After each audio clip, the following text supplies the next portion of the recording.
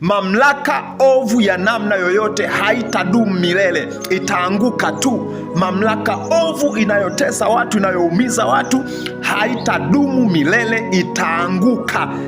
Na anguko lake litakuwa kubwa.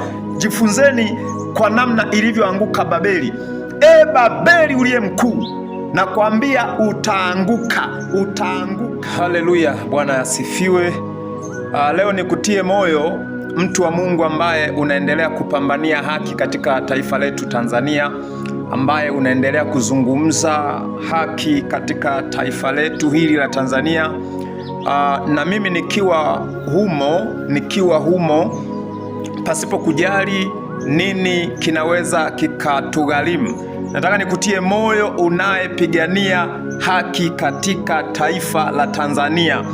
Ninakutia moyo kwa neno la Mungu katika kitabu cha Isaya 51 ule mstari wa 7. Isaya 51 mstari wa 7 na wa 8 pale. Biblia inasema kwamba nisikilizeni ninyi mjuao haki, watu ambao mioyoni mwenu mna sheria yangu. Nisikilizeni ninyi mnaoijua haki, watu ambao mioyoni mwenu mna sheria yangu. Anasema msiogope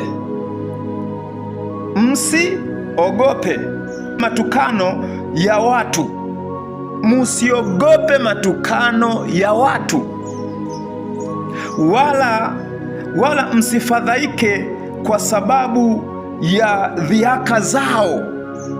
Ujue wapambania haki, watu wanaoijua haki, watu ambao sheria ya Mungu iko mioyoni mwao, kumbe wasiogope matukano, wasiogope kufadhaishwa kwa namna ya aina yoyote. Msiogope mnaoijua haki, ambao haki ya Mungu iko mioyoni mwenu. Msiogope kuendelea kuongea kweli. Msiogope kuendelea kupinga udhalimu. Msiogope kuendelea kupinga mabaya.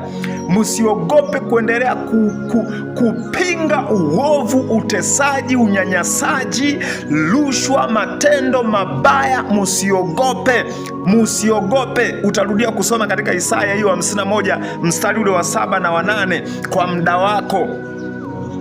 Anasema sikilizeni ninyi mjuao haki, watu ambao mioyoni mwenu mna sheria yangu. Msiogope watu ambao mioyoni mwenu mna sheria ya Mungu. Msiogope mtu wa Mungu, siogope. Achana na hao ambao ni wapuzi fulani, wajinga fulani, ambao unapoongea vitu vya kutetea taifa, wao unakuta kazi yao ni kupinga tu, ni kupinga. Huwezi kushindana sijui na mamlaka. Ndio, hatuwezi kushindana na mamlaka, ndio tumekubali, lakini nataka nikwambie, mamlaka ovu ya namna yoyote haitadumu milele, itaanguka tu. Mamlaka ovu inayotesa watu, inayoumiza watu, haitadumu milele, itaanguka. Na anguko lake litakuwa kubwa. Jifunzeni kwa namna ilivyoanguka Babeli. Babeli uliye mkuu, nakwambia utaanguka. Haki. Nitakusomea mstari hapa mstari wa 13 katika Mithali 21, mstari wa 13 katika Mithali 21. Biblia inasema kwamba azibae masikio yake asisikilize kilio cha maskini. Yeye naye atalia lakini hatasikiwa. Azibae masikio yake asisikilize kilio cha maskini. Yeye naye atalia lakini hatasikiwa. Atalia lakini hatasikiwa. Anayeziba masikio yake asisikilize kilio cha maskini. Na ndio hawa machawa ambao wapo wengi, machawa wanaendelea kukanusha, kuchochea taarifa mbovu za mitaani.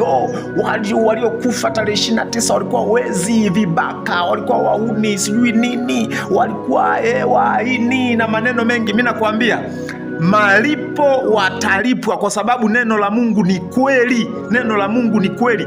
Haya hapa yangekuwa yameandikwa jana, mngesema tumetunga, mngesema haya maneno yametungwa, lakini yapo tangu vizazi na vizazi, na sisi tumeyakuta na tunaendelea kuyasoma kama yalivyo.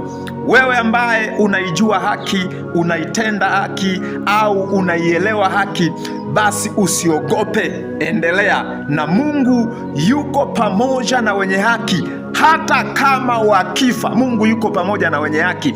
Hata kama wakiteswa, Mungu yuko pamoja na wenye haki. Hata kama wakiuawa, Mungu yuko pamoja na wenye haki. Neema ya Yesu Kristo iwe pamoja nawe, mtu wa Mungu, kwa jina la Yesu Kristo. Amen.